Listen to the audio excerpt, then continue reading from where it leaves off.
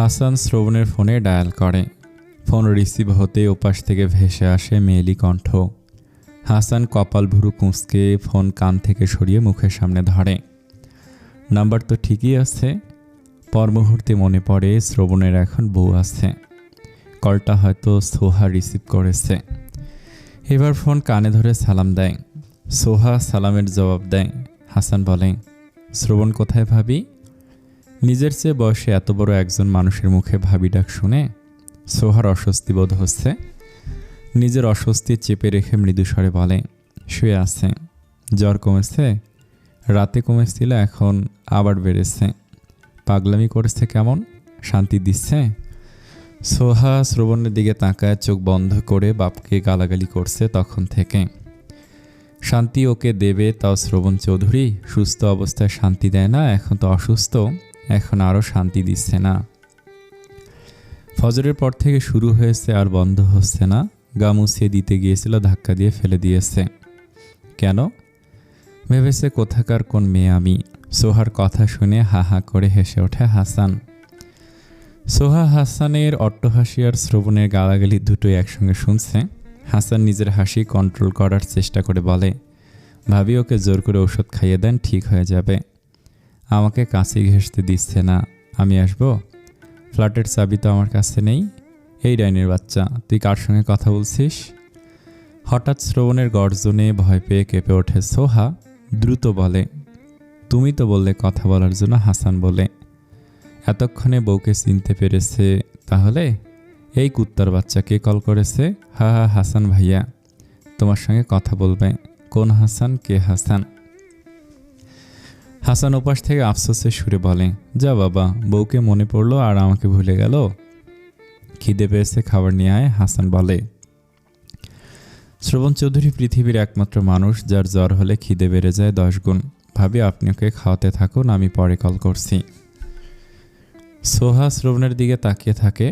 ফজরের পর থেকে ওকে যদি একটু শান্তি দিয়ে থাকে তাহলে একটা কথা, গতকালকের চেয়েও আজকে বেশি মাতলামি করছে।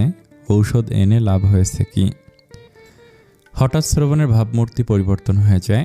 বিলাপ করে বলে, আমাকে কেউ ভালোবাসে না, আদর করে না, খিদে পেয়েছে খেতেও দিচ্ছে না, বউটা আরেক বাটার সঙ্গে পালিয়ে গেল। শ্রবণের কথা শুনে বিস্ময়ে বিমূঢ় সোহা, কি বলছে এই ছেলে? কার সঙ্গে পালিয়েছে ও? এখানেই তো রয়েছে সামনেই, নিশ্চয়ই হ্যালুসিনেশন করছে আবার। সোহা হাতের ফোন রেখে দেয়। শ্রবণের শিউরে দাঁড়ায় ভয়ে ভয়ে, কে জানে আবার যদি ফেলে দেয় ধাক্কা দিয়ে। এদিকে ঘুরে শো, মাথায় পানি ঢেলে দিয়ে আরাম লাগবে। শ্রবণ বন্ধ বন্ধ চোখ জোড়া মেলে সোহার দিকে তাকায়। নিভু নিভু দৃষ্টিতে তাকিয়ে বলে, তুই আমার বউ না? হ্যাঁ। আমাকে ছেড়ে কার সঙ্গে গিয়েছিলি? কারোর সঙ্গেই যায়নি, কোথাও যায়নি, আমি এখানেই ছিলাম তোমার কাছে। তুই কি আমাকে ছেড়ে চলে যাবি? না। সত্যি যাবি না? না। তোর ডাইনি মা যদি তোকে নিয়ে যায়, আবার ফিরে আসবো তোমার কাছে। শ্রবণ হাত বাড়িয়ে সোহার কোমর পেঁচিয়ে ধরে, টেনে আনে আরও কাছে, শক্ত করে ধরে রেখে বলে, তোকে আমি কোথাও যেতে দেব না। পেরিয়ে গেছে কয়েকদিন। শ্রবণ এখন সুস্থ, তবে জ্বরের ধকল কাটিয়ে উঠতে পারেনি এখনও সেভাবে। সোহা দুপুরে রান্না শেষ করে গোসল করে বের হয় ওয়াশরুম থেকে। শ্রবণ গোসল সেরে শুয়ে আছে, মুখের ওপর বালিশ চেপে ধরে ঘুমিয়ে গেছে বোধহয়। গত রাতে ঘুমায়নি ঠিক মতো। টুকটাক শব্দে মুখের ওপর থেকে বালিশ সরায় শ্রবণ। চোখ মেলে তাকাতেই লাইটের আলো এসে চোখে লাগে। সঙ্গে সঙ্গে চোখ বন্ধ করে নেয়। কয়েকবার চোখ ঝাপটা দিয়ে আবার তাকায়। বিড়বিড় করে সোহাকে গালি দেয় লাইট অন করার কারণে। ড্রেসিং টেবিলের দিকে তাকিয়ে দেখে সোহা চুল ব্রাশ করছে। গায়ে ওড়না নেই, ওড়নাটা পাশেই টুলের উপর রেখে দিয়েছে। চুলগুলো দুই কাঁধ দিয়ে দুপাশে নামানো হয়েছে। ফর্সা পিঠ আর ঘাড় উন্মুক্ত হয়ে গেছে। শ্রবণের দৃষ্টি স্থির সোহার পিঠ ও ঘাড়ে। জামার ফিতাটা নড়ছে সোহার নড়াচড়ায়। ফর্সা পিঠ আর ঘাড় শ্রবণের কাছে আকর্ষণীয় লাগছে। লাল জামা পরনে সোহাকেও দারুণ লাগছে। রহস্যময় এক হাসি হেসে শোয়া থেকে উঠে বসে শ্রবণ। বিছানা ছেড়ে নেমে ধীর পায়ে এগিয়ে এসে দাঁড়ায় সোহার পেছনে। সোহা চুল ব্রাশ করায় এতটাই মগ্ন যে শ্রবণের পেছনে এসে দাঁড়িয়েছে, সেদিকে খেয়াল নেই। শ্রবণ হাত তুলে সোহার নরম ফর্সা আকর্ষণীয় পিঠে হাত ছোঁয়ায়। ভয় পেয়ে চমকে ওঠে সোহা। আয়নার দিকে তাকিয়ে শ্রবণকে দেখে চিৎকার করে ওঠে। উল্টো ঘুরে ড্রেসিং টেবিলের সঙ্গে ঠেকে গেছে। চরম বিরক্তিতে শ্রবণের কপালে ভাঁজ পড়েছে কয়েকটা। এই মেয়ের চিৎকার করে ওর কান আর মাথার 12টা বাজানো ছাড়া আর কোনো কাজ নেই। ধমক দিয়ে বলে, চিৎকার করছিস কেন এভাবে? দেব গলাটা চেপে? সোহা ভয়ে ভয়ে শ্রবণের দিক থেকে দৃষ্টি সরিয়ে বিছানার দিকে তাকায়। বিছানায় শ্রবণকে দেখতে না পেয়ে স্বস্তির নিঃশ্বাস নেয়। শ্রবণকে হঠাৎ নিজের পেছনে দেখে ভয় পেয়ে গিয়েছিল। ও তো ভেবেছিল শ্রবণ ঘুমিয়ে গেছে আর শ্রবণের রূপ ধারণ করে জিন ভূত এসেছে। কথা বলছিস না কেন? তো তুমি ঘুমাওনি? না। না শব্দটা উচ্চারণ করেই সোহাকে টেনে উল্টো করে দাঁড় করে নিজের সামনে। পুনরায় দৃষ্টি স্থির করে ফর্সা পিঠ আর ঘাড়ে। সোহা আয়নার দিকে তাকিয়ে শ্রবণের ভাবভঙ্গি বোঝার চেষ্টা করছে।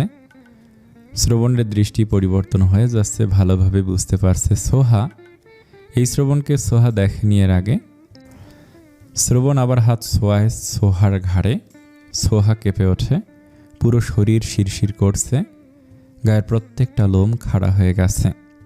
দ্রুত সরে যেতে চায় শ্রবণের সামনে থেকে। শ্রবণ টেনে ধরে সোহার কোমর জড়িয়ে ধরে এক হাতে। সোহার পিঠ ঠেকে গেছে শ্রবণের বুকের সঙ্গে। সোহার হৃদস্পন্দনের গতি অস্বাভাবিক। অচেনা অনুভূতিতে থরথর করে কাঁপতে শুরু করেছে সারা অঙ্গ। শ্রবণ হাত তুলে সোহার নরম মসৃণ গালে হাতের উল্টো পিঠ ছোঁয়ায়। হাত গালের ওপর থেকে যখন নিচের দিকে নেমে আসে, সোহা তখন বারংবার কেঁপে কেঁপে ওঠে। দ্রুত চেষ্টা করে নিজের কোমর থেকে শ্রবণের হাত সরিয়ে দেওয়ার। শ্রবণ আরও শক্ত করে চেপে ধরে, মুখ নামায় ঘাড়ে। সোহা কম্পিত স্বরে বলে, কি করছো? ছাড়ো আমাকে। Don't sound. তো তুমি নিজের মধ্যে নেই? ছাড়ো আমাকে। আমি নিজের মধ্যে আছি, তুই চুপ থাক। ছাড়ো আমাকে। শ্রবণ ফট করে সোহাকে নিচের দিকে ফেরায়। সোহার চোখ মুখ অন্যরকম, কিন্তু শ্রবণের কাছে দারুণ লাগছে।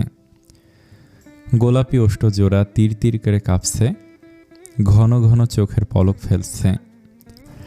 শ্রবণ সোহার বাহু ছেড়ে চুল পেছনে ঠেলে দিয়ে চুলের ভাঁজে হাত গলিয়ে দেয়।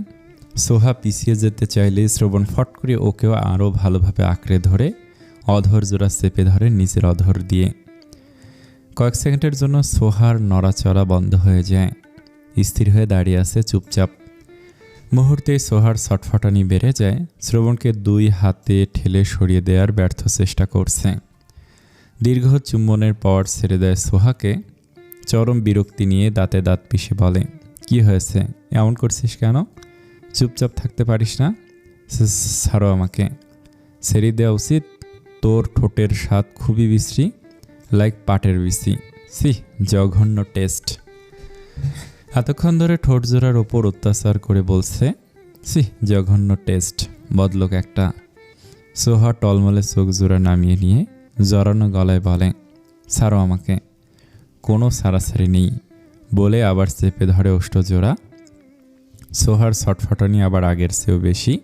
শ্রবণ ছেড়ে দিয়ে মৃদুস্বরে বলে, ডোন্ট ডিস্টার্ব। এক দুপুরে দ্বিতীয়বারের মতো গোসল করে ওয়াশরুম থেকে বেরিয়ে আসে সোহা। বিছানার দিকে দৃষ্টি যেতে দেখে শ্রবণ বিভোর হয়ে ঘুমিয়ে গেছে। লাইটের আলো যেন এখন ওর চোখে লাগছে না। সোহা এখনও একটা ঘরের মধ্যে রয়েছে। কি হলো? এখনও সেটাই ভেবে চলেছে। আচমকা কোন ভূত ভর করেছিল এই বড় ভূতের মাথায়। দূরে থাক দূরে থাক করে আজকে নিজেই যত দূরত্ব ছিল সব ঘুষিয়ে দিয়েছে। ড্রেসিং টেবিলের সামনে দাঁড়াতেই নজরে আসে শ্রবণের দেয়া চিহ্নগুলো। চোখ নামিয়ে নেয় আয়নার দিক থেকে। নিজের দিকে নিজেই তাকাতে পারছে না। ঘাড়ে রীতিমতো জ্বলছে এখনও। শয়তান রাক্ষস একটা। বিড়বিড় করে বকা দিয়ে ব্যালকনিতে চলে যায়। খিদে পেয়েছে কিন্তু খেতে ইচ্ছে করছে না। চেয়ারে বসে তাকিয়ে থাকে দূর আকাশের দিকে। ঘড়ির কাঁটা ঘুরতে ঘুরতে 4টার ঘরে এসে ঠেকেছে। নিজের ফোনের রিংটোনের শব্দে ঘুম ভাঙে শ্রবণের। চোখ বন্ধ রেখে বিছানা হাতড়ে ফোন হাতে নেয়। ঘুম জড়ানো চোখে স্ক্রিনে তাকিয়ে দেখে হাসান কল করেছে। রিসিভ করে কানে ধরে বলে, বল, কোথায়? তুই ঘুমিয়েছিলি নাকি? হ্যাঁ। এই বেলায় তোর আবার কিসের ঘুম? শরীর খারাপ লাগছে নাকি আবার? না, দুপুরে ঘুমিয়েছিলাম, কিছু বলবি? বাইরে আসবি না? হ্যাঁ, আয় তাহলে, ফ্রেশ হয়ে আসছি। আচ্ছা, রাখছি তাহলে। শ্রবণ ফোন পাশে রেখে নিশ্চুপ হয়ে শুয়ে থাকে। ঘুম থেকে উঠতে ইচ্ছে করছে না, আরও কিছুক্ষণ ঘুমাতে পারলে ভালো লাগতো। আলসামি ছেড়ে শোয়া থেকে উঠে বসে, চুলগুলো পেছনের দিকে ঠেলে দিতে দিতে গলা ছেড়ে সোহাকে ডাকে। শ্রবণের ডাক শুনে দ্রুত ব্যালকনি থেকে রুমে ফিরে আসে সোহা। শ্রবণের সামনে দাঁড়ায় মাথা নিচু করে। শ্রবণ সোহার দিকে তাকায় চোখ তুলে, আগাগোড়া পরখ করে বলে, কফি নিয়ে আয়। সোহা দ্রুত পায়ে রুম থেকে বেরিয়ে যায়। শ্রবণের সামনে থাকতে অস্বস্তি হচ্ছে। কফি বানিয়ে নিয়ে রুমে এসে দেখে শ্রবণ রুমে নেই। ওয়াশরুমের দিকে তাকিয়ে দেখে দরজা বন্ধ। কফির মগ বেড সাইড টেবিলের উপর রেখে বিছানা ঠিকঠাক করে রাখে। সোজা হয়ে দাঁড়াতে ওয়াশরুম থেকে ভেসে আসে শ্রবণের গলার স্বর, সোহা, টাওয়াল দে। সোহা ওয়াশরুমের দিকে তাকিয়ে ব্যালকনির দিকে এগিয়ে যায়। গোসল করতে গেছে অথচ টাওয়াল নেয়নি। টাওয়াল নিয়ে ওয়াশরুমের দরজা নক করে। শ্রবণ দরজা খুলে সোহার দিয়ে তাকিয়ে দাঁতে দাঁত চেপে বলে, টাওয়াল ওয়াশরুমে না রেখে কোথায় রেখেছিলি? ব্যালকনিতে শুকিয়ে দিয়েছিলাম। ঠাস করে সোহার মুখের ওপর দরজা লাগিয়ে দেয়। শব্দে কেঁপে উঠেছে সোহা। বিড়বিড় করে বকা দিতে থাকে। ডাইনিং টেবিলের দিকে এগিয়ে যায়। শ্রবণ রেডি হয়ে রুম থেকে বেরিয়ে আসে। দরজার দিকে এগিয়ে যেতেই সোহা পিছু ডেকে বলে, কোথায় যাচ্ছ, খাবে না? শ্রবণ ঘাড় ঘুরিয়ে সোহার দিকে তাকায়। শান্ত স্বরে বলে, বাইরে খাবো। আমি যে রান্না করলাম, নিজে গিলে শেষ কর। সন্ধ্যা হয়ে আসছে তো আমার কি? আমি কি সূর্যকে ধরে বসে থাকবো যে অস্ত না যায়? সন্ধ্যার পর একা একা ভয় লাগে আমার। ভয় তো আমার হয় এই ফ্ল্যাটের জিন ভূতগুলোর জন্য। তোর মতো এক ডাইনির সঙ্গে একই ফ্ল্যাটে ওরা কিভাবে থাকবে বলা তো যায় না, যদি ধরে খেয়ে ফেলিস। শ্রবণের কথা শুনে সোহার ভয় আরও বেড়ে যায়। মুখের রং ফ্যাকাশে অনুরোধের সুরে বলে, প্লিজ তুমি এখন বাইরে যেও না। কে শুনে কার কথা? সোহার আর কোনো কথা না শুনে ধূপধাপ পা ফেলে ফ্ল্যাট থেকে বেরিয়ে যায়। পেছন থেকে সোহা কয়েকবার ডাকে, তবে শ্রবণ কানে নেয় না। সোহা ভয়ে গলা শুকিয়ে যাচ্ছে। খিদের চোটে পেটে গুড়গুড় করছে। নিজে থাকবি না ভালো কথা, ভয় দেখিয়ে কেন চলে যাবি? বেচারি সোহা। সোহা ভয়ে ভয়ে চারিদিকে নজর বুলিয়ে ডাইনিং টেবিলের কাছে এগিয়ে আসে। একটা চেয়ারে বসে চুপচাপ প্লেট সামনে নিয়ে ভাত মাখতে শুরু করে। খাবার কি এখন গলা দিয়ে নামবে? ভয়ে তো গলাই বন্ধ হয়ে গেছে। পানি খেয়ে গলা ভিজিয়ে ভাত খেতে শুরু করে। কোনো দিকে তাকায় না, দৃষ্টি স্থির প্লেটের দিকে। কয়েক মিনিটের মধ্যে খাওয়া শেষ করে। সব কিছু কোনো রকমে ঢেকে রেখে এক প্রকার দৌড়ে রুমে চলে আসে। রুমে এসে জোরে জোরে শ্বাস নেয়। দরজা ভিজিয়ে রেখে বিছানায় উঠে বসে। জানালার দিকে চোখ দিতে দেখে জানালা আর ব্যালকনির দরজা খোলা। দরদ পড়তে পড়তে বিছানা ছেড়ে নেমে দাঁড়ায়। জানালার দরজা লাগিয়ে আবার দ্রুত বিছানায় উঠে বসে। আর নামবে না বিছানা থেকে, যত যাই হয়ে যাক। শ্রবণ ফ্ল্যাটে ফিরতে ফিরতে রাত 10টা বেজে গেছে। ফ্ল্যাটের দরজা লাগিয়ে বেডরুমের দিকে এগিয়ে আসে। আজকে আর সোহা ওকে কল করেনি ভয় পাওয়ার জন্য। রুমে এসে দেখে সোহা আগাগোড়া ঢেকে শুয়ে আছে। পকেট থেকে ছোট একটা প্যাকেট বের করে সোহার শিউরে ছুঁড়ে দেয়। ফোন নিজের বালিশের পাশে রেখে ড্রেসিং টেবিলের সামনে এসে দাঁড়ায়। চাবি আর ওয়ালেট রেখে শার্ট প্যান্ট চেঞ্জ করে নেয়। ফ্রেশ হয়ে এসে বিছানায় বসতে বসতে সোহার নাম ধরে ডাকে। সারা শব্দ করছে না দেখে ব্ল্যাঙ্কেট টেনে সরিয়ে নেয় ওপর থেকে। ঘুমিয়ে গেছে আগাগোড়া ঢেকে রেখে। গায়ে ধাক্কা দিয়ে বলে, এই সোহা ওঠ। ধাক্কা খেয়ে পিটপিট করে চোখ মেলে তাকায় সোহা। শ্রবণকে সামনে বসে থাকতে দেখে লাফিয়ে উঠে বসে বলে, দুই হাত চোখ মুখ ডলে ঘুম জড়ানো গলায় বলে, কখন এসেছ? একটু আগে যা, ফ্রেশ হয়ে আয়। সোহা বিছানা ছেড়ে নেমে ওয়াশরুমে প্রবেশ করে। তাড়াহুড়ো ঘুম থেকে উঠে মাথা ধরে গেছে। ফ্রেশ হয়ে বেরিয়ে আসতে শ্রবণ ওর হাতে দুটো ট্যাবলেট ধরিয়ে দিয়ে বলে, খা। কোনো প্রশ্ন ছাড়াই খেয়ে নেয় সোহা। শ্রবণ বুকের উপর বালিশ চেপে শুয়ে পড়ে। খাবে না? শ্রবণ চোখ বন্ধ রেখেই বলে, না। তুই খেলে খেয়ে আয়। সোহারও তেমন খিদে পায়নি, খেতে ইচ্ছে করছে না এখন। লাইট অফ করে বিছানায় উঠে শুয়ে পড়ে শ্রবণের থেকে দূরত্ব বজায় রেখে। কিছুটা সময় অতিবাহিত হয়। শ্রবণ বুকের ওপর থেকে বালিশ সরিয়ে কাত হয়ে শোয়। হাত বাড়িয়ে সোহাকে টেনে আনে নিজের কাছে। নিজের দিকে ফিরিয়ে সোহার বুকে মুখ গুজে জড়িয়ে ধরে।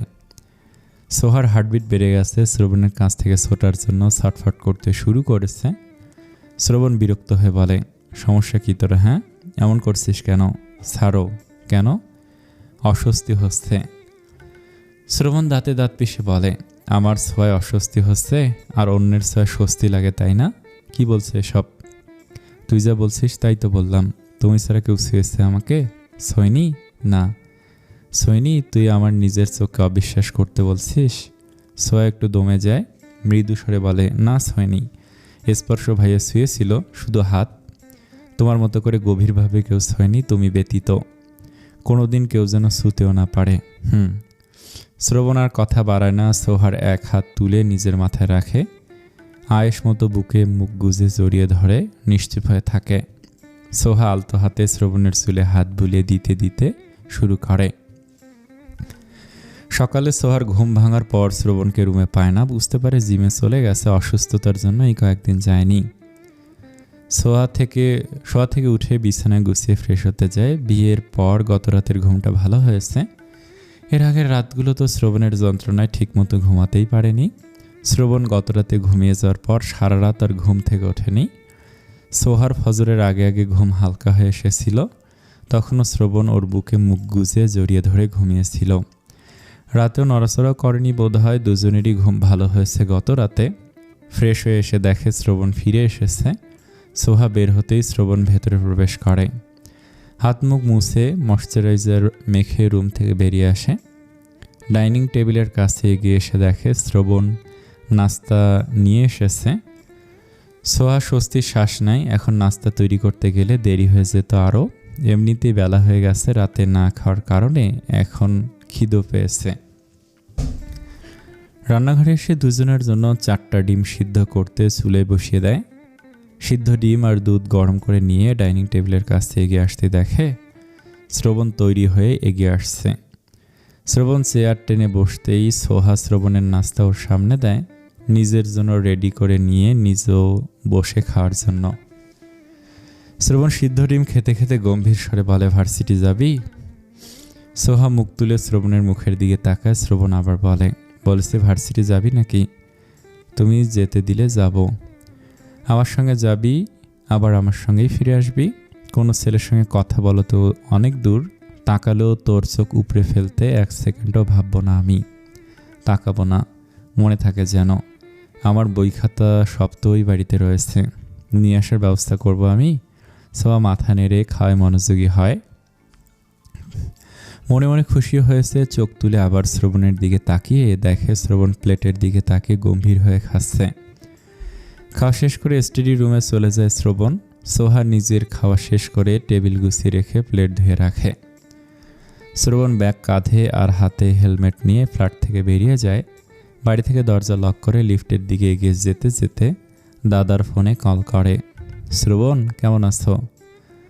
ভালো, তুমি কেমন আছো? আলহামদুলিল্লাহ। কোথায় তুমি? বাড়িতে আছি। সিএম কোথায়? মাত্র ভার্সিটিতে যাওয়ার জন্য বেরিয়ে গেল। বিকেলে সোহার বই খাতা সহ যাবতীয় সব পেপারস সিএমকে দিয়ে পাঠিয়ে দেবে। আচ্ছা রাখছি, ভালো থেকো। আচ্ছা তুমিও ভালো থেকো। শ্রবণ কল কেটে লিফটের ভেতর প্রবেশ করে। ওর পাশে দাঁড়িয়ে থাকা একজন ভদ্র মহিলা ওর দিকে তাকিয়ে আছে চোখ কোনা করে। শ্রবণ বিরক্তিতে কপালে কয়েক ভাঁজ ফেলে মুখ অন্যদিকে ফিরিয়ে নেয়। এই মহিলার সঙ্গে দেখা হলে ওর দিকে তাকিয়ে থাকে, মাঝে মধ্যে তো প্রশ্ন করে, বিরক্ত করিয়ে দেয়। গায়ে পড়া মহিলা একটা। শ্রবণ ফ্ল্যাটে ফিরে ঠিক 4টায়। সোহা রুমগুলো ঝাড়ু দিয়ে এখন ড্রয়িং রুম ঝাড়ু দিচ্ছে। শ্রবণকে ফিরে আসতে দেখে মনে সাহস বাড়ে। এতক্ষণ ভয় ভয় লাগছিল, একা একটা ফ্ল্যাটে থাকতে ভয় তো লাগেই, সাথে দম বন্ধ হয়ে আসে। শ্রবণ সোজা স্টাডি রুমের প্রবেশ করে। ব্যাগ আর হেলমেট রেখে বেডরুমে ফিরে আসে। ক্লান্ত লাগছে, খিদেও পেয়েছে। কেন যেন আজ বাইরে খেতে ইচ্ছে করেনি। হাসান অনেক টানাটানি করেছিল খাওয়ার জন্য, কিন্তু শ্রবণ খায়নি। যা করতে মন টানে না, ইচ্ছে করে না, সেটা শ্রবণ কোনো দিনও করে না। মনের বিরুদ্ধে গিয়ে কোনো কিছু করতে পারে না শ্রবণ চৌধুরী। শ্রবণ ফ্রেশ হয়ে রুম থেকে বের হতেই কলিং বেল বেজে ওঠে। সোহা সোফায় বসেছিল, কলিং বেলের শব্দে সেদিকে তাকায়, তারপর ঘুরে তাকাতেই দেখে শ্রবণ এগিয়ে আসছে। শ্রবণ সোজা দরজার কাছে এসে দাঁড়ায়, দরজা খুলে দেখে সিয়াম দাঁড়িয়ে আছে, বাম হাতে সুটকেস ধরে রাখা। সিয়াম সুটকেসটা এগিয়ে দিয়ে বলে, ভাইয়া এই যে এটার ভেতর সব কিছু আছে। শ্রবণ হাত বাড়িয়ে সুটকেসটা ধরে। সিয়াম ভেতরে উকি দেয় একবার, সোহাকে দেখতে পায় সোফায় বসে আছে। ফিরে যাওয়ার জন্য ঘুরে দাঁড়াতেই শ্রবণ গম্ভীর স্বরে বলে, ভেতরে আয়। সিয়াম দাঁড়ায়, বোনকে না দেখেই চলে যাবি? সিয়াম ঘুরে দাঁড়ায়, শ্রবণ পথ ছেড়ে দেয়। সিয়াম ভেতর প্রবেশ করতে দরজা লাগিয়ে দিয়ে শ্রবণ স্টাডি রুমের দিকে এগিয়ে যায়।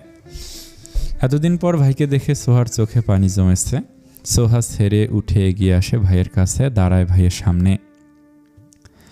সিয়াম কিছুক্ষণ এক দৃষ্টে তাকিয়ে থাকে বোনের মুখের দিকে। সবসময় হাস্যোজ্জ্বল থাকা চেহারা মলিন হয়ে আছে, চোখ দুটো পানিতে টইটুম্বর, পলক ফেলতেই পানি গড়িয়ে পড়বে।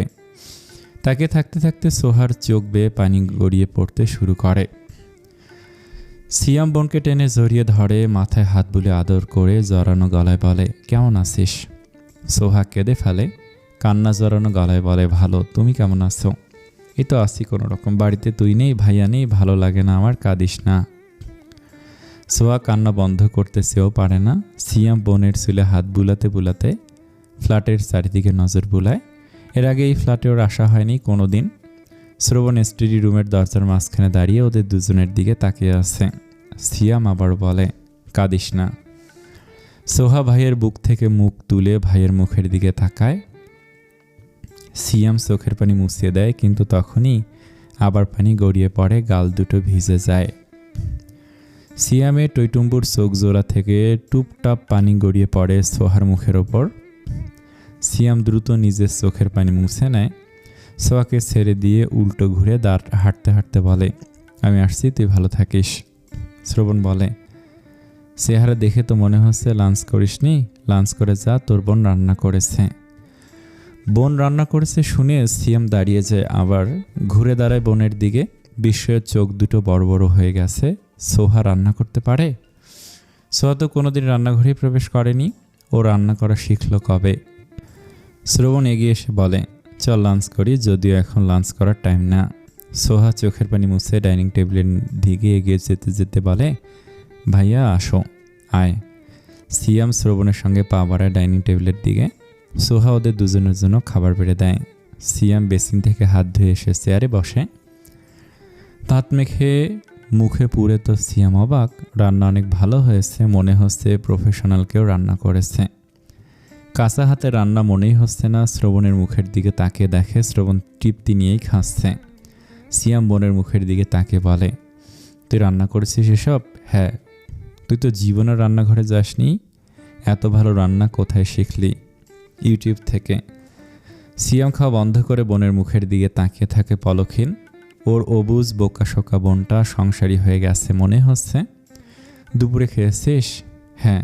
তুমি খাও। সিয়াম খাওয়া শুরু করে আবার। চোখ দুটো বেয়ে পানি গড়িয়ে আসছে আবার। টিস্যু পেপার হাতে নিয়ে চোখ মুছে নেয়। বোনের হাতে রান্না খেয়ে এবার আনন্দেই ওর চোখ দুটো বেয়ে পানি গড়িয়ে পড়ছে। নাস্তা সেরে দ্রুত তৈরি হয়ে নেয় সোহা। শ্রবণ ড্রয়িং রুমে দাঁড়িয়ে বিরক্তি সুরে বলে, সারাদিন ধরে কি এখন রেডি হবি? বের হওয়া শয়তানের বাচ্চা, না তো রেখেই চলে যাব। হয়ে গেছে, আসছি। দ্রুত পায়ে রুম থেকে বেরিয়ে আসে সোহা। শ্রবণ দরজার দিকে এগিয়ে বলে, স্টাডি রুম থেকে তোর ব্যাগ নিয়ে আয়। সোহা আবার দ্রুত পায়ে স্টাডি রুমে প্রবেশ করে। ব্যাগ হাতে নিয়ে রুম থেকে বেরিয়ে আসে। শ্রবণ ফ্ল্যাটের দরজা লক করছে। ওর পাশে দাঁড়িয়ে আছে সোহা, কাঁধে ব্যাগ। এই ভদ্র মহিলাটা শ্রবণের পাশে মেয়ে মানুষ দেখে বেশ অবাক হয়েই তাকিয়ে আছেন। কৌতূহল দমাতে না পেরে এগিয়ে আসেন দুজনের কাছে। ততক্ষণে শ্রবণ দরজা লক করে সোহার হাত ধরে লিফটের দিকে আগাচ্ছে। মহিলা দ্রুত দুজনের পাশে এসে হাঁটতে হাঁটতে বলেন, কেমন আছো তোমরা? শ্রবণ কিছু বলে না, স্পষ্ট বিরক্তি প্রকাশ পাচ্ছে ওর চোখে মুখে। ভদ্রতা বজায় রাখতে সোহা মৃদু স্বরে বলে, ভালো। শ্রবণ, তোমার কি হয়?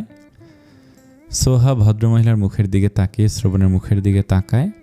লিফটের সামনে এসে দাঁড়িয়েছে ওরা। লিফট নিচে রয়েছে। বললে না যে তোমরা কী হও সম্পর্কে? শ্রবণ তাকায় ভদ্রমহিলার মুখের দিকে, কিছুটা রুক্ষ স্বরে বলে, হাজব্যান্ড ওয়াইফ। ও তোমার বউ? হ্যাঁ। তুমি বিয়ে করে নিয়েছ?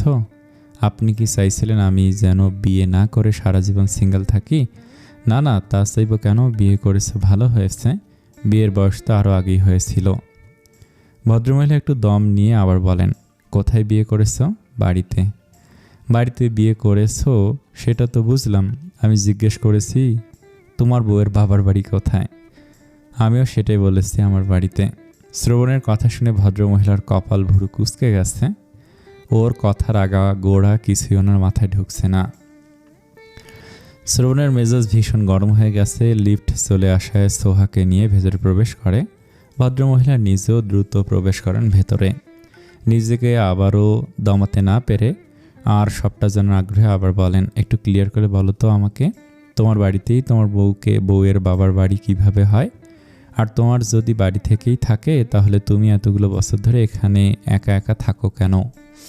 শ্রবণ কিছু বলে না।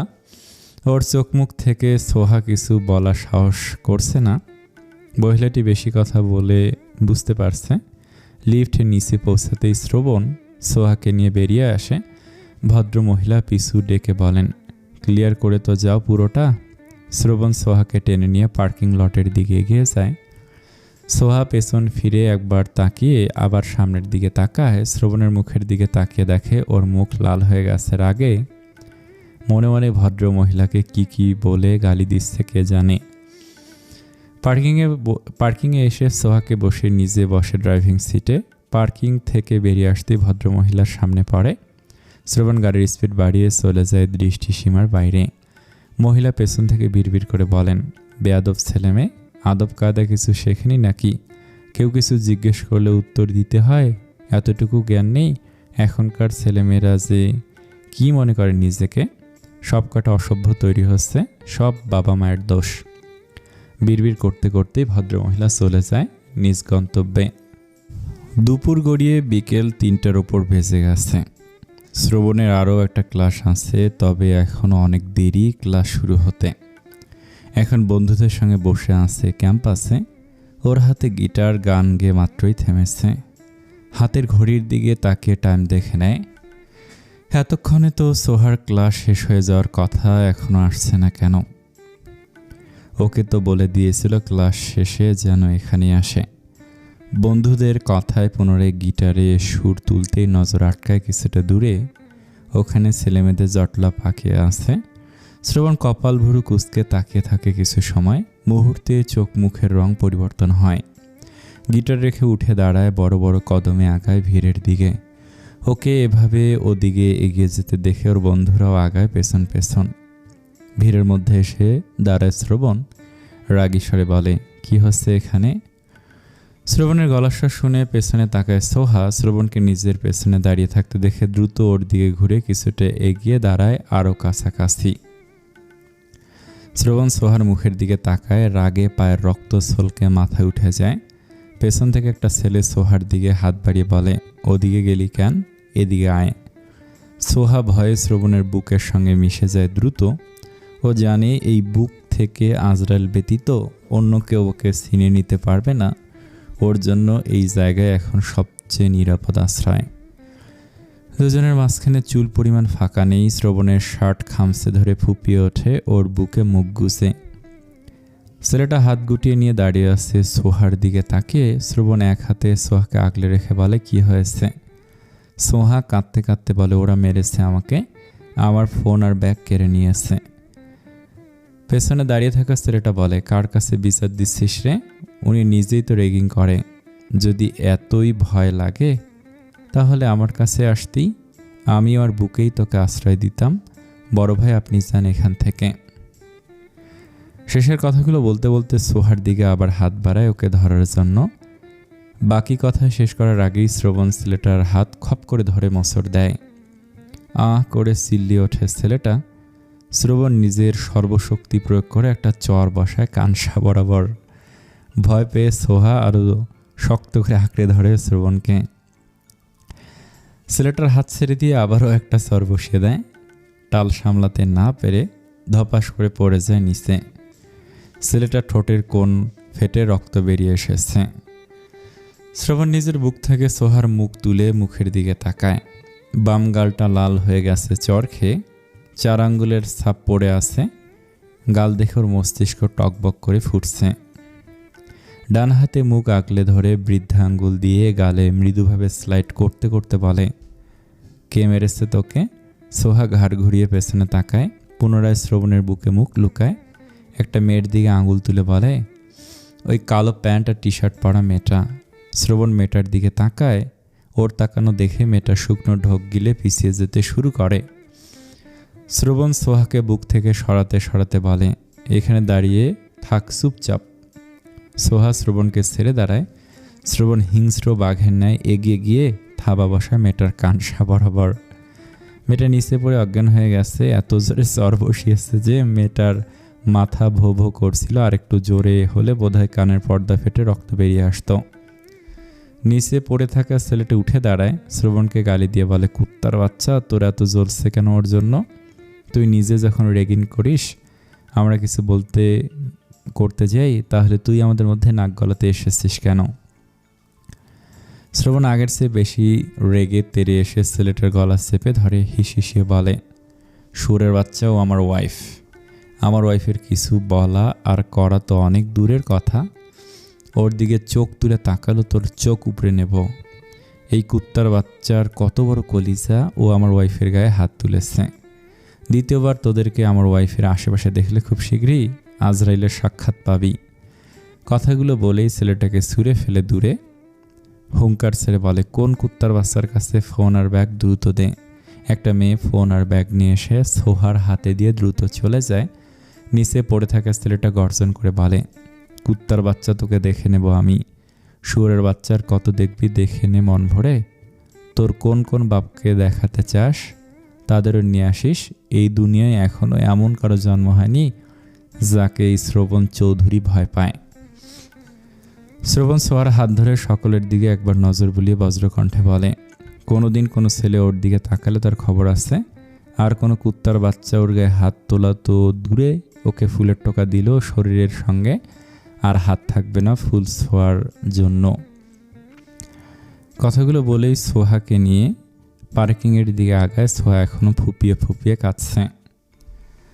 শ্রবণ নিজের ব্ল্যাক মার্সিডিজ বেঞ্জ নিয়ে ভার্সিটির গেট পেরিয়ে বেরিয়ে যায় রাস্তায়। রাগে ওর মাথা ফেটে যাচ্ছে। ও ওর বউকে মারবে, কাটবে, খুন করবে, কিন্তু বাইরের একটা মানুষও ওর বউয়ের সঙ্গে উঁচু গলায় কথা বলতে পারবে না। গায়ে হাত তোলা তো অনেক দূরে। অল্প সময়ের মধ্যেই গাড়ি বিশাল ভবনের পার্কিং লটে এসে দাঁড়ায়। সোয়া গাড়ি থেকে নেমে দাঁড়ানোর পর শ্রবণ গাড়ি পার্কিং করে ভেতর থেকে বেরিয়ে আসে। লিফট থেকে বেরিয়ে ফ্ল্যাটের দরজা খুলে ভেতরে প্রবেশ করে দুজন। আস্তে আস্তে সোহার কাছ থেকে রাস্তায় শুনে নিয়েছে পুরো কাহিনী। শ্রবণের চোখ মুখ রক্তিম বর্ণ ধারণ করে আছে এখনও। সোহাকে ওই শয়তানটা ছুঁয়েছে এটা শুনে মাথায় আরও আগুন ধরে গেছে। চোখ বন্ধ করে রেখে বলে, যা গোসল করে আয়। সোহা হাতের ব্যাগ ফ্লোরে রেখে সোজা আলমারির দিকে এগিয়ে যায়। কাঁদতে কাঁদতে মাথা ধরে গেছে। শ্রবণের চোখ মুখ দেখে এখন আরও ভয় করছে। বাইরের কোনো ছেলে ওকে ছুঁয়েছে এটা শোনার পর যে শ্রবণ এখনও ওকে বাঁচিয়ে রেখেছে, এটাই অনেক। কাপড় চোপড় বের করে নিয়ে দ্রুত ওয়াশরুমে প্রবেশ করে। শ্রবণ ধপ করে বিছানায় বসে পড়ে, 2 হাতে খামচে ধরে নিজের মাথার চুল। ওই কুত্তার বাচ্চাকে হাতের কাছে আর একবার পেলে ওর হাতই ছেড়ে নেবে। প্রায় আধা ঘন্টা পর ওয়াশরুম থেকে বেরিয়ে আসে সোহা। শ্রবণ এখনও আগের মতোই বসে আছে। ওর চোখে মুখের দিকে তাকানো সাহস হচ্ছে না সোহার। তখন ওদের মেরেছে, এখন ওকেও মারতে পারে। শ্রবণকে দিয়ে কোনো বিশ্বাস নেই। ভেজা কাপড় চোপড় নিয়ে ব্যালকনিতে চলে আসে। শুকনোগুলো তুলে নিয়ে ভেজাগুলো মেলে দেয়। রুমে ফিরে আসতেই দেখে শ্রবণ উদাম গায়ে দাঁড়িয়ে আছে। টাওয়াল দেয়। সোহা দ্রুত চুল থেকে টাওয়াল খুলে দিয়ে দেয়। শ্রবণ টাওয়াল হাতে ওয়াশরুমের দিকে পা বাড়িয়ে বলে, কফি নিয়ে আয়। সোহা রুম থেকে বের হয়ে যায়। শ্রবণ শাওয়ার সেরে নিচে দাঁড়িয়ে রইল সোজা হয়ে।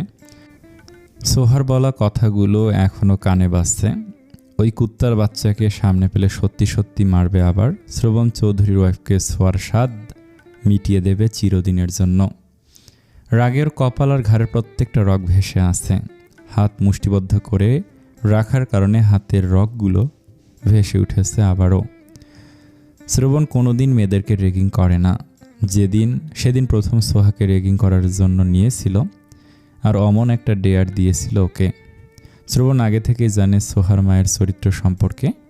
ওর পুরোপুরি ধারণা ছিল সোহা মায়ের মতো হয়েছে। মা, খালা, নানি সবগুলোর চরিত্র তো একই, ফুলের মতো পবিত্র। শ্রবণ ভেবেছিল সোহার ডেয়ার পূরণ করার জন্য ওর বন্ধুকে কিস করবে, কিন্তু ওকে ভুল প্রমাণ করে বন্ধুকে কিস করার জন্য রাজি হয়নি। নাচতে বললে তাও রাজি হয়নি, শেষে কান ধরে উঠবস করেছিল। সেদিন একটু হলেও সোহার প্রতি ওর ধারণা বদলেছিল, কিন্তু যখন সামাদ চৌধুরী কল করে এ ব্যাপারে বলেন তখনই ওর মস্তিষ্কে আগুন ধরে আর সোহাকে কেলানোর ভূত ভর করে মাথায়। গোসল সেরে বেরিয়ে এসে দেখে সোহা কফির মগ নিয়ে দাঁড়িয়ে আছে। ড্রেস না পরে কফির মগ হাতে তুলে নেয়। সোহার মুখের দিকে তাকিয়ে দেখে চোখ দুটো এখনও পানিতে টইটুম্বুর হয়ে আছে। কি খাবি এখন, যা রান্না কর। সোহা বেরিয়ে যায় রুম থেকে। শ্রবণ কফির মগে চুমুক দিয়ে ড্রেসিং টেবিলের সামনে এসে দাঁড়ায়। ঘুরে ফিরে বারবার ওই শয়তানটার চেহারা চোখে ভাসছে আর শরীরে আগুন ধরছে। এখন হাতের কাছে পেলে কি যে করতো শ্রবণ নিজেও জানে না। ও মেনেই নিতে পারছে না ওই ছেলে সোহার হাত ধরেছিল। প্রায় 1.5 ঘন্টা পর রুম থেকে বের হয় শ্রবণ। রাগ কিছুটা কমেছে এখন। রান্নাঘরে এসে দেখে সোহা পানিতে হাত ডুবিয়ে দাঁড়িয়ে আছে। কপাল ভুরু কুচকে বলে, রান্না হয়েছে? হ্যাঁ, তুমি গিয়ে বসো, আমি সব নিয়ে আসছি। পানি থেকে হাত তুলতে হাতের জ্বালা বেড়ে যায়। হাত ঝাঁকাতে ঝাঁকাতে চুলার কাছে এসে দাঁড়ায় ভাতের পাতিল নামানোর জন্য। শ্রবণের কাছে এগিয়ে এসে হাতটা ধরে দেখতে দেখতে বলে, হাতে কি হয়েছে? কিছু না। কিছু হয়নি, তাহলে এভাবে ঝাঁকাচ্ছিস কেন? সোহা চুপ করে থাকে। শ্রবণ হাতের দিকে ভালোভাবে নজর দিয়ে বলে, হাত এমন লাল হয়েছে কেন? কি হয়েছে? কতক্ষণ ধরে হাত ভিজিয়ে রেখেছিস? হাত জ্বলছে কেন? মরিচ ধরার জন্য। শ্রবণ হাতের দিকে তাকিয়ে আছে। সোহার হাতের আঙুলগুলো কাঁপছে। অনেকক্ষণ ধরে বোধহয় পানিতে হাত ডুবিয়ে রেখেছে। হাতের চামড়া কুঁচকে গেছে, লাল হয়ে গেছে পুরো হাত। প্রত্যেকদিন রান্নার সময় এমন হয়, সোহা মাথা নাড়ে। শ্রবণ সোহার মুখের দিকে তাকিয়ে থাকে। যন্ত্রণায় সোহার চোখ মুখ কাতর দেখাচ্ছে, চোখ দুটো টলমল করছে। শ্রবণ সোহাকে টেনে এনে আবার সিঙ্কের পাশে দাঁড় করায়। পানিতে হাত ডুবিয়ে দিয়ে ফ্রিজ থেকে আইস কিউব বের করে নিয়ে আসে। আইস কিউব বাটির পানিতে দিতে সোহা বলে, আর লাগবে না, তুমি গিয়ে টেবিলে বসো, আমি ভাত বেড়ে নিয়ে আসছি। চুপচাপ দাঁড়িয়ে থাক। সোহা পানিতে হাত ডুবিয়ে শ্রবণের মুখের দিকে তাকিয়ে থাকে। যেই শ্রবণ সবসময় ওকে কষ্ট দিতে, যন্ত্রণা দিতে মুখিয়ে থাকে, সে আজ ওর যন্ত্রণা কমানোর চেষ্টা করছে। শ্রবণের চোখ মুখ গম্ভীর দেখে অনুমান করার সাধ্য কারণেই ও কি করছে। আজ সকালে সোহার ঘুম ভাঙে আগে নড়াচড়া করতে গেলে বুঝতে পারে শ্রবণ ওকে আষ্টে পৃষ্ঠে জড়িয়ে ধরে আছে। গায়ের ওপর থেকে আস্তে আস্তে শ্রবণের হাত পা সরিয়ে দেয়। উঠে বসতে গেলেই চুলে টান লাগে। ব্যথা পেয়ে পুনরায় শুয়ে পড়ে। মুখ দিয়ে মৃদু শব্দ বেরিয়ে এসেছে। ওর নড়াচড়ায় শ্রবণের ঘুম হালকা হয়ে আসে।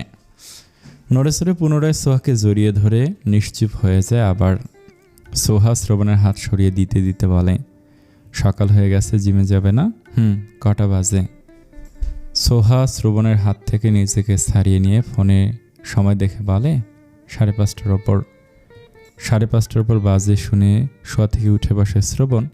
রাতে ঘুমের ওষুধ খেয়ে ঘুমিয়েছিল, সেজন্য সকালে ঘুম ছাড়তে চাইছে না। অল্প সময়ের মধ্যে ফ্রেশ হয়ে বেরিয়ে যায় জিমে যাওয়ার জন্য। সোহা নিজেও ফ্রেশ হয়ে রুম থেকে বের হয়। তখনই ফ্ল্যাটে প্রবেশ করেন মাজেদা আন্টি। ওনার হাতে অল্প কিছু সবজি আছে, হয়তো ওদের জন্য নিয়ে এসেছে। উনি সোহার সঙ্গে টুকটাক কথা বলে রান্নাঘরে প্রবেশ করেন। গতকালকের জমিয়ে রাখা থালা বাসন ধুয়ে পরিষ্কার করে রেখে দেন গুছিয়ে। রান্নাঘর পরিষ্কার করে ড্রয়িং রুম ঝাড়ু দেন। মাজেদা আন্টি নাস্তা তৈরি করতে নিলে সোহা বলে, নাস্তা তো বাইরে থেকে নিয়ে আসে। আমাকে তো শ্রবণ গতকাল বলেছিল এখন থেকে সকালে এসে নাস্তা বানিয়ে দেওয়ার জন্য। ও দুপুরে কি খাবে? নাস্তা তৈরি করে দুপুরের খাবার তৈরি করে রেখে যাব। দুপুরের খাবার তো আমি তৈরি করি। আমাকে বলেছে দুপুরের আর রাতের রান্নাও করে রেখে যেতে। সোহা আর কিছু বলে না। রান্নাঘর থেকে বের হওয়ার জন্য ঘুরে দাঁড়াতে মাজেদা আন্টি বলেন, তুমি শ্রবণের আপন চাচাতো বোন? সোহা আবার ঘুরে দাঁড়ায়, মাথা নেড়ে হ্যাঁ বোঝায়। মাজেদা আন্টি আবার বলেন, শ্রবণের সঙ্গে বাড়িতে কোনো ঝামেলা হয়েছে? ও বাড়িতে গিয়ে থাকে না কেন? বিয়ের সময় গিয়ে শুধু কিছুদিন ছিল। সোহা মনে মনে কিছু একটা ভেবে বলে, আমি তো সেভাবে কিছু জানি না, ছোটবেলা থেকেই এমন দেখে আসছি। তোমরা একে অপরকে আগে থেকেই ভালোবাসতে? না, পারিবারিকভাবে বিয়ে হয়েছে তোমাদের? সোহা চুপ করে থাকে। কথা বলছো না কেন? ভাইয়ের ইচ্ছে হয়েছিল বিয়ে। ও, শ্রবণ কিন্তু খুব ভালো ছেলে। সোহা জোরপূর্বক মৃদু হেসে বলে, সোহা আর দাঁড়ায় না রান্নাঘরে। রান্নাঘর থেকে বেরিয়ে বেডরুমে চলে আসে। ওকে আর রান্না করতে হবে না ভেবেই অনেক আনন্দ হচ্ছে। এখন থেকে আর হাত জ্বালা করবে না। জানালার পর্দা সরিয়ে গ্লাস খুলে দেয়। বাইরে থেকে সকালের হিমেল হাওয়া এসে শুয়ে যায় ওর সারা অঙ্গ। চোখ বুজে লম্বা একটা শ্বাস টেনে নেয়। কেন যেন ভালো লাগছে এখন, আনন্দ আনন্দ ফিল হচ্ছে। আজকে সোহাকে নিয়ে ভার্সিটিতে এসেছে শ্রবণ। গাড়ি থেকে বেরিয়ে ওর বন্ধুদের কাছে এগিয়ে আসে। আশেপাশের ছেলেমেয়েরা ওদের দুজনের দিকে তাকিয়ে আছে, বিশেষ করে মেয়েরা তাকিয়ে আছে শ্রবণের দিকে। শ্রবণ আগে থেকে ভার্সিটির ক্রাশ বয়। ওর লুক, পার্সোনালিটি, অ্যাটিটিউড সকল মেয়ের নজর কাড়ার জন্য যথেষ্ট। মেয়েদের ধারের কাছে যত দূর চোখ তুলে তাকিয়েও দেখে না কখনো। গতকালই বোধহয় কোনো মেয়ের দিকে ভালোভাবে তাকিয়েছিল আর একটা চর বসিয়েছিল। গতকালকে শ্রবণকে দেখে তো অনেক মেয়ে রীতিমতো ফ্যান্টাসিতে ভুগছে। সব মেয়ে তো শ্রবণের মতোই জীবনসঙ্গী চায়। ওর মতো জীবনসঙ্গী হলে আর কি লাগে? সোহার ভাগ্য নিয়ে কথা বলছে অর্ধেকের বেশি মেয়ে। এই মেয়েই প্রথম শ্রবণের কাছে রেগিং হয়েছিল, আর এই মেয়েকেই বিয়ে করে নিল শ্রবণ। কি ভাগ্য মেয়েটার। শ্রবণ হাসানের দিকে তাকিয়ে বলে, তোর মামাতো বোন ফার্স্ট ইয়ারে না? হ্যাঁ। কোন ডিপার্টমেন্টে? ইংরেজি। আজকে এসেছে? হ্যাঁ। ওকে ডাক এখানে। কেন? দরকার আছে, ডাক।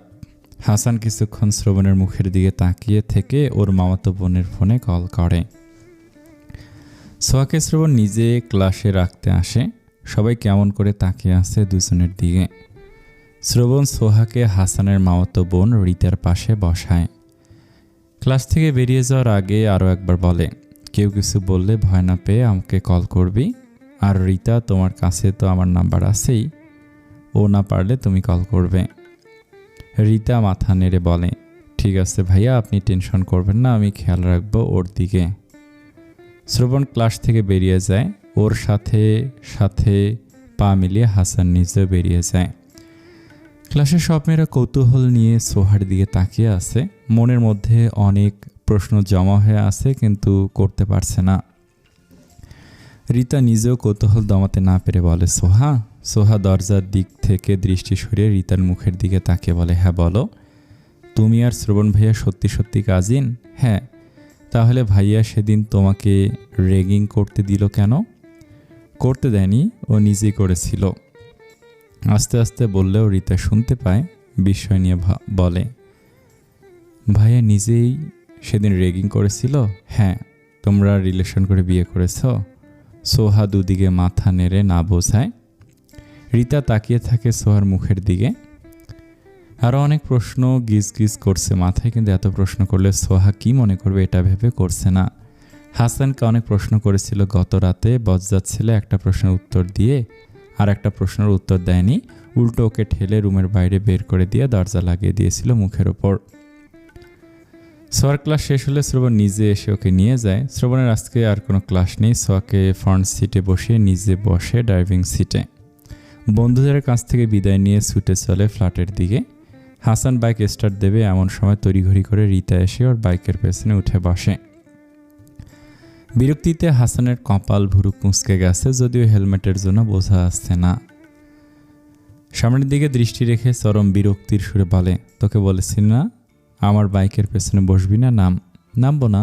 তুমি তো এখন বাড়িতেই যাবে, তাহলে আমাকে নিতে সমস্যা কোথায়? বাচ্চালের বাচ্চাল, নাম আমার বাইক থেকে। তোর সঙ্গে বকবক করতে পারবো না আমি। তুমি আমার সামনে আমার আম্মুকে বাচাল বলছো, আবার 100 বার বলবো। তোর মায়ের সামনেই বলবো আবার, তোর মা বাচাল, সঙ্গে তুইও। নাম এখন। নামবো না। ধাক্কা দিয়ে ফেলে দেবো কিন্তু দাও। হাসান ঘাড় ঘুরিয়ে রিতার মুখের দিকে দেখার চেষ্টা করে বলে, নাম বলছি। রিতা এক হাত হাসানের কাঁধের উপর রাখে। হাসান ঝাড়ি মেরে সরিয়ে দিয়ে বলে, ছবি না আমাকে বজ্জাত সেমরি, নাম বাইক থেকে। রিতা হাসানের কোমর জড়িয়ে ধরে সুর তুলে বলে, নামবো না। হাসান আশেপাশে নজর বুলায়, কয়েকজন তাকিয়ে আছে ওদের দিকে। বেশি কিছু না বলে বাইক স্টার্ট দিতে দিতে বলে, আজকে বাড়িতে ফিরে তোর ঠ্যাং বেঁধে উল্টো করে ঝুলিয়ে রাখবো। রিতা মুখ ভেংসি কাটে, হাসানের কোমর ছেড়ে কাঁধের ওপর এক হাত রেখে শক্ত করে ধরে বসে। গেট পেরিয়ে ভেতরে প্রবেশ করে হাসানের বাইক। রিতা বাইক থেকে নেমে বাড়ির ভেতরের দিকে এগিয়ে যায়। হাসান বাইক পার্ক করে নিজেও ভেতরের দিকে আগায়। ড্রয়িং রুমে আসতেই নানি আর মামির সঙ্গে দেখা হয়। হাসানের চেহারা দেখে ওর নানি ওর মুখের দিকে তাকিয়ে বলেন, নানা ভাই, চেহারার এই হাল কেন, কি হয়েছে? হাসান চোখ মুখ গম্ভীর করে বলে, তোমার নাতনিকে বিয়ে দিয়ে বাড়ি থেকে বিদায় করার ব্যবস্থা করো দ্রুত। কেন, কি হয়েছে আবার? বড় হয়েছে, বিয়ে দিতে হবে না, বিয়ে দিয়ে দাও। পাত্র খুঁজে বের করো, ঠেকা পড়েনি আমার। কথাগুলো বলেই ধূপধাপ পা ফেলে নিজের রুমের দিকে এগিয়ে যায়। রিতার মা মিসেস রিমা শাশুড়ি মায়ের মুখের দিকে তাকিয়ে বলেন, আজকে এমন ক্ষেপে গেছে কেন? রিতা বোধহয় কিছু করেছে বা বলেছে, হতে পারে, কারো থেকে তো কারো জেদ কম না। 30 মিনিট পরে নিচে নেমে আসে হাসান, পরনে ধূসর রঙের টি শার্ট আর ট্রাউজার, চুলগুলো ভেজা এলোমেলো হয়ে আছে। গোসল সেরে নিচে নেমে এসেছে। মিসেস রিমা রান্নাঘর থেকে তরকারি গরম করে নিয়ে ডাইনিং রুমে প্রবেশ করেন। হাসান চেয়ারে বসে পানি পান করছে। রিতা এখনও আসেনি নিচে। মিসেস রিমা হাসানের জন্য খাবার বেড়ে দেন।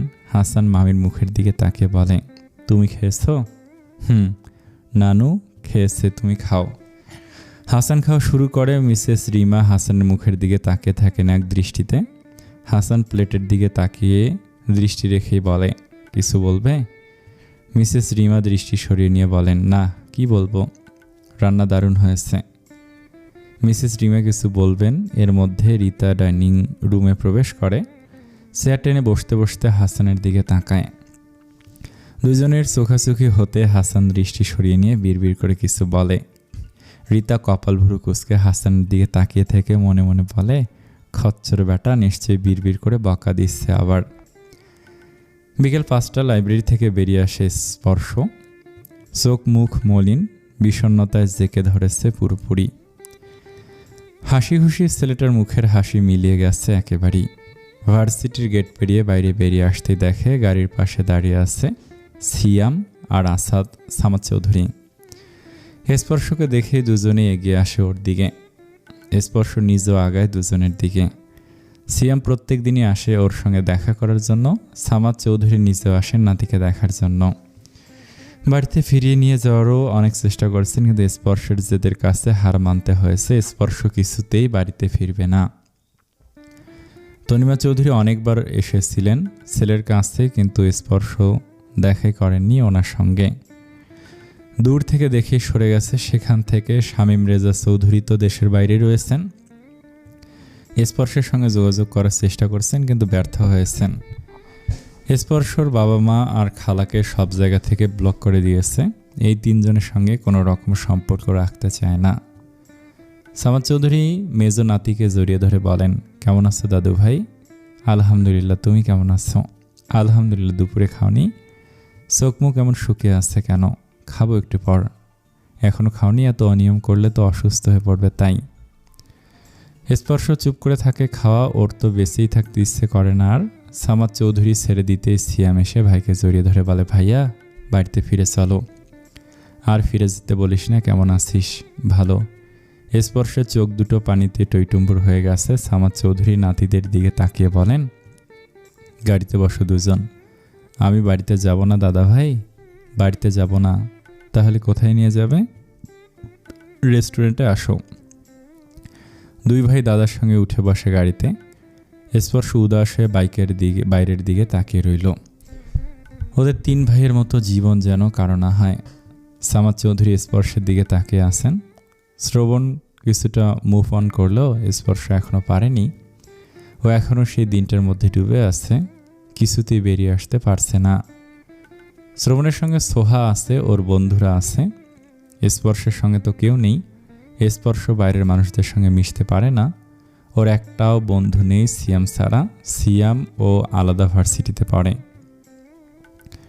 শ্রবণ সে এখন স্পর্শের জন্য বেশি খারাপ লাগে ওনার। ছেলেটা এত বড় বড় বড় আঘাত পেয়েছে যে হাসতে ভুলে গেছে, কাঁদতে ভুলে গেছে, কথা বলতে ভুলে গেছে। কাউকে কিছু বলতেও পারে না, সহ্য করতে পারে না। ভালোবাসা হারিয়ে যখন ভঙ্গুর হয়ে পড়ল, তখন বাবা মায়ের আসল রূপ একদম গুড়িয়ে দিল। এখন উঠে দাঁড়ানোর মতো শক্তিও নেই। ওর ভেতরে কেমন অনুভূতি হয় সেটা একমাত্র ও আর আল্লাহ তাআলাই ভালো জানেন। দুপুরের খাবার খেয়েই বেরিয়ে গিয়েছিল শ্রবণ। এখন রাতের 9টা বেজে গেছে, কিন্তু এখনও ফেরেনি। সোহা দুরু দুরু বুকে বালিশ জড়িয়ে ধরে বসে আছে, ব্ল্যাঙ্কেট দিয়ে মাথা পর্যন্ত ঢেকে। নিচে কুকুর ডাকছে, রুমে বসে স্পষ্ট শুনতে পাচ্ছে সোহা। কুকুরের ঘেউ ঘেউ শুনে আরও ভুতুরে ফিল হচ্ছে সব কিছু। এই শ্রবণ ফিরবে কখন? ধমক খাওয়ার ভয়ে বেচারি কলও করছে না। জানি তো সোহা রাতে একা থাকতে ভয় পায়, তবুও কেন এত রাত পর্যন্ত বাইরে থাকে? সন্ধ্যার পর বাইরে না গেলে কি হয়? ধমক খাওয়ার ডর ভয় ঝেড়ে ফেলে ফোন হাতে নিয়ে শ্রবণের ফোনে কল করে। ভূতের ভয়ে মরার চেয়ে শ্রবণের ধমক খেয়ে বেঁচে থাকা অনেক ভালো। সোহা এখনই মরতে চায় না, মাত্র তো 19 বছর। প্রথমবার রিং হতেই ফোন রিসিভ হয়। ও পাশ থেকে ভেসে আসে শ্রবণের কর্কশ গলা স্বর। কি হয়েছে? ফোন দিচ্ছিস কেন?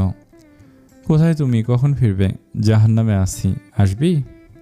সোহা শুকনো ঢোক গিলে জিহ্বা দিয়ে ঠোঁট জোড়া ভিজিয়ে বলে, আমার ভয় লাগছে, তুমি দ্রুত আসো। আজ তো একটা ডাইনির বাচ্চা হয়ে এত কিসের ভয়?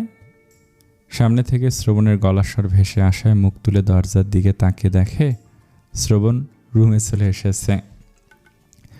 সোহা কান থেকে ফোন নামিয়ে নেয়। শ্রবণ এমনভাবে তাকিয়ে আছে যে মনে হচ্ছে এখনই ওকে ধরে কাঁচা চিবিয়ে খেয়ে ফেলবে। শ্রবণ বিছানার দিকে এগিয়ে আসতেই সোহা পিছিয়ে যায় কিছুটা। শ্রবণ সোহাকে কিছু বলে না, পকেট থেকে ফোন বের করে রেখে শার্টের বোতাম খুলতে খুলতে সরে যায়। সোহা ফোঁস করে শ্বাস ছাড়ে। যাক বাবা, বেঁচে গেছে। বিছানা ছেড়ে নেমে বলে, তুমি ফ্রেশ হয়ে আসো, আমি খাবার গরম করছি। শ্রবণ প্যান্টের বেল্ট খুলতে খুলতে বলে, খেয়ে এসেছি আমি, তুমি খেয়ে দ্রুত আসো, তুই খেয়ে দ্রুত আয়। সোহা কিছু না বলে বেরিয়ে যান রুম থেকে। শ্রবণ প্যান্ট খুলে ট্রাউজার পরে ওয়াশরুমে প্রবেশ করে। রাত বেশ গভীর, চারপাশ প্রায় নিস্তব্ধই। দূর থেকে 2-1টা গাড়ির শব্দ ভেসে আসছে, সঙ্গে নেড়ি কুকুরের হাঁকডাক। সোহার শ্বাস ভারী, সঙ্গে শ্রবণেরও। বন্দি রুমের ভেতর একে অপরের ভারী নিঃশ্বাস স্পষ্ট শুনতে পাচ্ছে দুজন। রুমের ডিম লাইট জ্বলছে। সোহার চোখ জোড়া বন্ধ। শ্রবণের পুরো শরীর ভর সোহার ওপর। শ্রবণের মুখ সোহার ঘাড়ে। শ্রবণের উষ্ণ শ্বাস সোহার ঘাড়ে আছড়ে পড়ছে।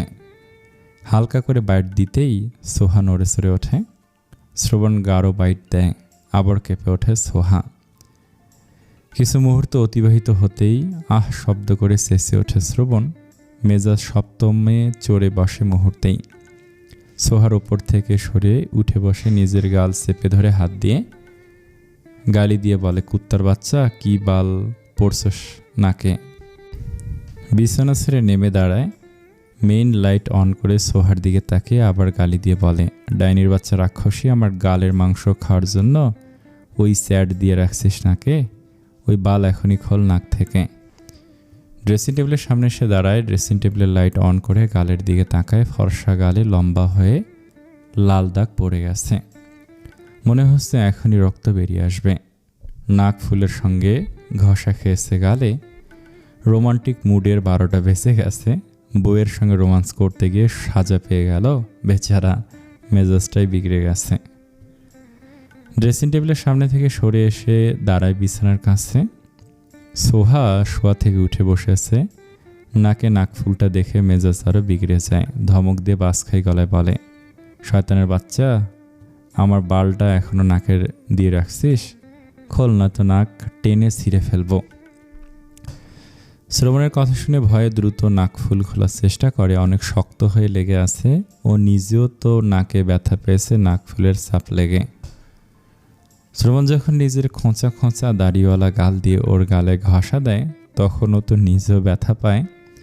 গাল জ্বলে ওঠে খোঁচা খোঁচা দাড়ির ঘষা খেয়ে। ওর নিজেরও তখন চিৎকার করে বলতে ইচ্ছে করে, তোমার খোঁচা খোঁচা দাড়িওয়ালা গাল দিয়ে আমার গালে ঘষবে না? শুধু কি গাল, ঘাড়ে গলায়ও জ্বালা ধরিয়ে দেয় বদলোকটা। নিজের দোষে ব্যথা পেয়ে এখন এসেছে ওকে বকাঝকা করতে। অনেক চেষ্টার পর নাকফুল খুলতে সক্ষম হয় সোহা। নাকে ব্যথা করছে। সে বিয়ের দিন অনিমা চৌধুরী নাকফুলটা পরিয়ে দিয়েছিলেন, এরপর আর খোলা হয়নি। শ্রবণের ধমক খেয়ে বিয়ের দিন রাতে বাকি সব জুয়েলারি খুলে ফেলেছিল, নাকফুল বাদে। শ্রবণ কপাল ভুরু কুঁচকে কিছু সময় তাকিয়ে থাকে সোহার মুখের দিকে। নাকফুল খুলে ফেলায় কেমন যেন লাগছে সোহাকে দেখতে। চেহারার সৌন্দর্য অনেকটাই কমে গেছে, ভালো লাগছে না দেখতে। জগ থেকে গ্লাসে পানি ঢালতে ঢালতে বলে, নাকফুল পর। সোহা শ্রবণের মুখের দিকে তাকিয়ে থাকে।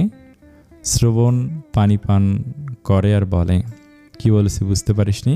নাকফুল পর। তুমি না খুলতে বললে, এখন পড়তে বলছি পর। শ্রবণের কর্কশ গলার স্বর শুনে পুনরায় নাকফুল পড়ে। শ্রবণ কিছুক্ষণ সোহার মুখের দিকে তাকিয়ে থেকে লাইট অফ করে বিছানায় উঠে শুয়ে পড়ে। গাল জ্বলছে, এই দাগ মিশতে কতদিন লাগবে আল্লাহ তাআলা ভালো জানেন। সোহা নিজেও শুয়ে পড়ে দূরত্ব বজায় রেখে। বেটা বজ্জাত, সবসময় নিজের মর্জি চাপিয়ে দেয় ওর ওপর। ভালো হয়েছে ও নিজে তো কিছু করতে বা বলতে পারবে না, ওর হয়ে ওর নাকফুলি প্রতিশোধ নিয়ে নিল। শ্রবণের ঘুম ভেঙে যায়, চোখ বন্ধ রেখে বিছানা হাতে ফোন খোঁজে। এক হাতে তখনও সোহাকে জড়িয়ে ধরে আছে, ফোনের সময় দেখে নিয়ে ফোন আবার রেখে দেয়। কাঁধ থেকে চিত হয়ে শোয়। সোহাকে শক্ত করে জড়িয়ে ধরে রাখার কারণে সোহা ওর বুকের ওপর উঠে গেছে। সোহার ঘুম ভেঙে যায়, নিজেকে শ্রবণের বুকের ওপর আবিষ্কার করে বুকের ওপর থেকে নেমে যেতে দ্রুত চায়, তবে শ্রবণের জন্য পারে না। শ্রবণ শক্ত করে চেপে ধরে আছে দুই হাতে। ছাড়ো। শ্রবণ ছাড়ে না। সোহাকে জড়িয়ে ধরে রেখে শোয়া থেকে উঠে বসে। পড়ে যাওয়ার ভয়ে সোহা দ্রুত আঁকড়ে ধরে শ্রবণকে। শ্রবণকে আঁকড়ে ধরতে গিয়ে নখের আঁচড় দিয়ে দিয়েছে শ্রবণের উন্মুক্ত পিঠে। ভয়ে পিঠ থেকে হাত সরিয়ে নেয় দ্রুত, নিশ্চিত বকা খাবে এখন। শ্রবণ সোহাকে একইভাবে ধরে রেখে বিছানা ছেড়ে নেমে দাঁড়ায়। সোহা নিজেকে শূন্যে আবিষ্কার করে খামচে ধরেছিল শ্রবণের হাত। শ্রবণ চেঁচিয়ে উঠে সোহাকে ছেড়ে দেয়, বেচারি ঠাস করে পড়ে নিচে। মেন লাইট অন করে ডান হাতের দিকে তাকায় শ্রবণ। সোহার নখের আঁচড়ে কেটে গিয়ে রক্ত বেরিয়ে এসেছে, জ্বলছে এখন। সোহা নিচ থেকে উঠে দাঁড়ায়, ব্যথা পেয়েছে। শ্রবণের দিকে তাকিয়ে দেখে শ্রবণ কটমট করে তাকিয়ে আছে। মনে হচ্ছে রাগের চোটে এখন ফেটেই যাবে। শ্রবণ সজোরে ধমক দিয়ে বলে, কুত্তার বাচ্চা, খুবলে খুবলে খাবি নাকি আমাকে? জীবনে মাংস খাসনি? সোহা নিজের নখের দিকে তাকায়। শ্রবণের হাতের চামড়া ওর নখের ভেতর ঢুকে রয়েছে। পুনরায় শ্রবণের দিকে তাকিয়ে ভয়ে ভয়ে বলে, আমি ইচ্ছে করে করিনি, ভয় পেয়ে ধরতে গিয়ে। শ্রবণ ওয়াশরুমের দিকে এগিয়ে বলে, কিছুই করিনি, তাতে পিঠ, পেট, হাতের চামড়া খামচে তুলে ফেলেছিস। কিছু করলে না জানি কি করতি। ওয়াশরুম থেকে বেরিয়ে হাতের নখ বড় দেখলে প্লাস দিয়ে টেনে পুরোটাই তুলে ফেলবো। বলতে বলতে ভেতরে ঢুকে ধারাম করে দরজা লাগায়। কেঁপে ওঠে, হাতের নখের দিকে তাকায় সোহা। নখগুলো তো ছোটো ছোটোই, ও তো কোনো কালই হাত পায়ের নখ বড় করে না। ওর হাতের নখের ধার বেশি, মাঝে মধ্যে তো ওর নিজের নখ দিয়ে নিজেই চামড়ায় উঠে যায়। শ্রবণের ভয় নেল কাটার খুঁজতে শুরু করে, কিন্তু পায় না। ওয়াশরুমের দরজায় নক করে। ভেতর থেকে শ্রবণের কর্কশ গলার স্বর ভেসে আসে, কি হয়েছে? নেল কাটার কোথায়? আমি সাথে করে নিয়ে এসেছি। সোহা শুষ্ক ঠোঁট জোড়া জিহ্বা দিয়ে ভিজিয়ে বলে, খুঁজে পাচ্ছি না। ড্রেসিং টেবিলের ডয়ারে খুঁজে দেখ। সোহা ড্রেসিং টেবিলের সামনে এসে দাঁড়ায়। পুনরায় তন্ন তন্ন করে খুঁজতে শুরু করে। অনেকক্ষণ খোঁজার পর পায়। ফ্লোরেই ল্যাটা দিয়ে বসে হাত পায়ের নখ কাটতে শুরু করে। দোষ করবে নিজে আর শাস্তি দেবে ওকে, বজ্জাত ছেলে। কে বলেছিল ওভাবে ধরে উঠে বসতে আর বিছানা থেকে নামতে? সোর নখ কাটা হতে হতে শ্রবণ গোসল সেরে বেরিয়ে আসে। সোহা বসা থেকে উঠে নেল কাটারটা আগের জায়গায় রেখে দেয়। শ্রবণের দিকে তাকিয়ে নিজের ড্রেস নিয়ে ওয়াশরুমে প্রবেশ করে। শ্রবণের ফর্সা চকচকে পিঠ লাল হয়ে আছে। প্রায় 10 মিনিট পর পেরিয়ে যায়। শ্রবণ ওয়াশরুমের দরজা ধাক্কা দিয়ে বলে, ডাইনির বাচ্চা, সারাদিন কি এখন ওয়াশরুমে বসে থাকবি নাকি বের হবি? বের হচ্ছিস না কেন এখনও? কী করছিস ভেতরে? হঠাৎ দরজায় ধাক্কা আর শ্রবণের বাস খায় গলা স্বর শুনে চমকে ওঠে সোহা। শ্রবণ এখনও জিমে যায়নি? মরলি নাকি? কথা বলছিস না কেন? নাকি আরেকবারটার কথা ভাবতে ভাবতে বের হওয়ার কথা ভুলে গেছিস? হয়ে গেছে, আসছি। 2 মিনিট পর চুলে টাওয়াল পেঁচাতে পেঁচাতে বেরিয়ে আসে সোহা। শ্রবণের দিকে তাকিয়ে দেখে ট্রাউজার টি শার্ট পরে দাঁড়িয়ে আছে। জিমে না গিয়ে এভাবে দাঁড়িয়ে আছে কেন? ভয়ে ভয়ে জিজ্ঞেস করেই বসে, আজকে জিমে যাবে না? না, কফি নিয়ে আয় যা। সোহা সোজা রুম থেকে বেরিয়ে রান্নাঘরে চলে যায়। আসসালামু আলাইকুম। একটু জ্বর হওয়ার কারণে বাসটা কেমন লাগতে পারে, সমস্যা নেই, এখন সুস্থ আছি। আগামীকাল থেকে নিয়মিত ভিডিও দিব। অনেক ভালো থাকবেন। আসসালামু আলাইকুম।